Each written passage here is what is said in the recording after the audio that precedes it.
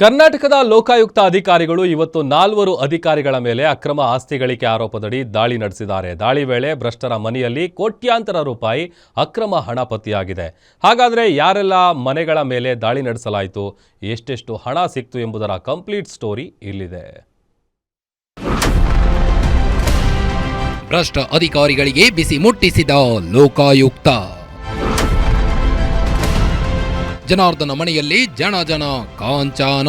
ನೀವು ನೋಡ್ತಾ ಇರೋ ಬಂಡಲ್ ದುಡ್ಡು ಕೆನರಾ ಬ್ಯಾಂಕ್, HDFC ಬ್ಯಾಂಕ್ದು ಅಲ್ವೇ ಅಲ್ಲ.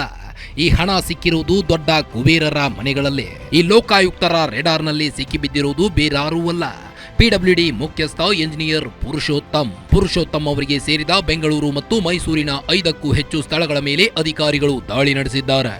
ಈ ವೇಳೆ ಪುರುಷೋತ್ತಮನ ಸ್ನೇಹಿತನ ಮನೆಯಲ್ಲಿ ಕಂತೆ ನೋಟುಗಳು ಬರೋಬ್ಬರಿ 1,70,00,000 ರೂಪಾಯಿ ಪತ್ತೆಯಾಗಿದೆ. ಕೇವಲ ನಗದು ಮಾತ್ರವಲ್ಲದೆ ಕೆಜಿಗಟ್ಟಲೆ ಚಿನ್ನಾಭರಣಗಳು ಲೋಕಾಬಲಿಗೆ ಬಿದ್ದಿವೆ.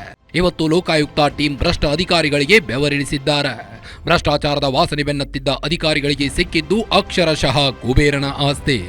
ಪ್ರಮುಖವಾಗಿ KREIS ಅಧಿಕಾರಿ HM ಜನಾರ್ದನ್ ಅವರ ಕತೆ ಕೇಳಿದ್ರೆ ನೀವು ದಂಗಾಗ್ತೀರಿ. ಆದಾಯಕ್ಕಿಂತ ಬರೋಬ್ಬರಿ 216% ಅಧಿಕ ಆಸ್ತಿ ಹೊಂದಿದ್ದಾರೆ.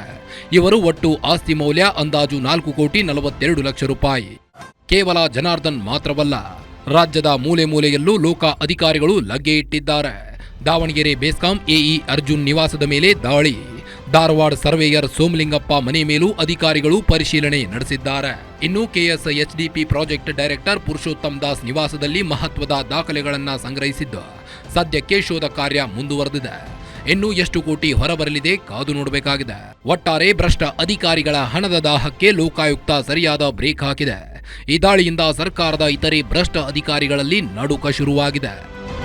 Ajay Kumar, crime bureau, guarantee news, Bengaluru.